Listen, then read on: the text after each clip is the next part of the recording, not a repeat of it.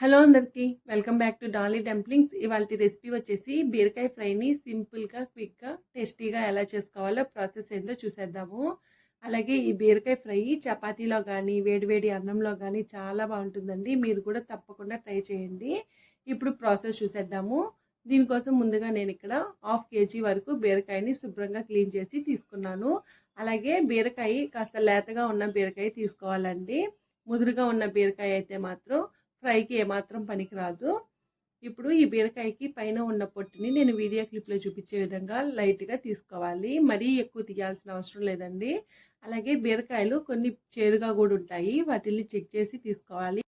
ఇలా బీరకాయలన్నిటికీ పైన ఉన్న పొట్టుని తీసేసుకొని నేను వీడియో క్లిప్లో చూపించే విధంగా బీరకాయని సగభాగానికి కట్ చేసుకొని సన్నగా చిన్న చిన్న ముక్కలుగా కట్ చేసుకోవాలి. మరి పెద్ద సైజు ముక్కలుగా కట్ చేసుకున్నట్లయితేను బీరకాయ ఉడకడానికి కాస్త టైం పడుతుందండి. దానికోసమే చిన్న ముక్కలుగా కట్ చేసుకోవాలి. చూడండి, నేను ఇక్కడ వీడియో క్లిప్లో చూపించే విధంగా ఆ సైజులో ఉండేలాగా కట్ చేసి తీసుకోవాలి.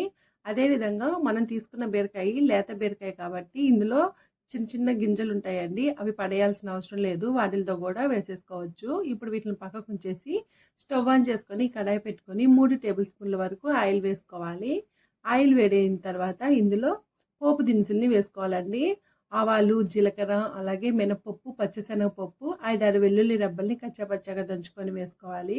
అలాగే ఒక రెమ్మ కరివేపాకు వేసుకొని కాస్త ఫ్రై అయిన తర్వాత ఇందులో 2 కారం గల పచ్చిమిర్చిని కట్ చేసి వేసుకోవాలి. అలాగే 2 ఎండుమిరపకాయలు కూడా కట్ చేసి వేసుకోవాలి.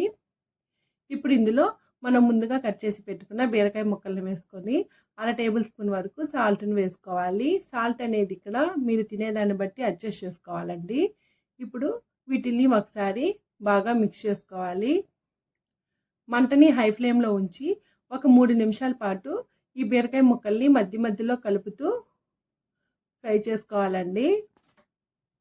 చూడండి, ఇక్కడ బీరకాయ 3 నిమిషాల తర్వాత 70% వరకు మగ్గుతుందండి. ఇప్పుడు ఇందులో 1/2 టేబుల్ స్పూన్ వరకు పసుపు వేసుకోవాలి. పసుపును ముందుగా వేసుకున్నట్లయితేను బీరకాయ ఉడకడానికి కాస్త టైం పడుతుందండి. దానికోసమే బీరకాయ ఒక 70% వరకు కుక్ అయిన తర్వాత పసుపుని వేసుకోవాలి.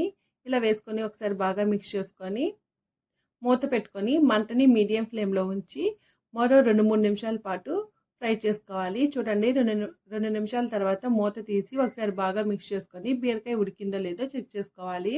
చూడండి, ఇక్కడ బీరకాయ అయితే ఆల్మోస్ట్ ఉడికిపోయింది. బీరకాయ ఉడికిందో లేదో తెలియడం కోసం చూడండి, ఇక్కడ బీరకాయ లోపల ఉన్న ఆయిల్ అంతా పైకి తేలుతుంది.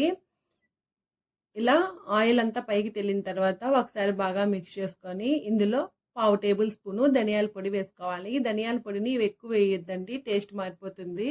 అలాగే ఇందులో 1/2 టేబుల్ స్పూన్ వరకు కారంని వేసుకొని ఒకసారి బాగా మిక్స్ చేసుకోవాలి. కారాన్ని కూడా కాస్త చూసుకొని వేసుకోవాలండి. మనం ముందుగా పచ్చిమిర్చి, ఎండుమిరపకాయలు కూడా వేస్తున్నాం కాబట్టి కారాన్ని మీకు తగ్గట్టు వేసుకోండి. అలాగే సాల్ట్ సరిపోయిందో లేదో చెక్ చేసుకుని సాల్ట్ని అడ్జస్ట్ చేసుకోవాలి. అంతేనండి. దీన్ని వేడివేడిగా రైస్లో కానీ చపాతీలో కానీ సర్వ్ చేసుకుంటే చాలా బాగుంటుంది. మీరు కూడా ఈ రెసిపీని తప్పకుండా ట్రై చేసి మీకు ఎలా కుదిరిందో కామెంట్ చేయండి. మరిన్ని వీడియోస్ కోసం నోటిఫికేషన్ సింబల్ని ఆన్ చేయండి. Thank you for watching.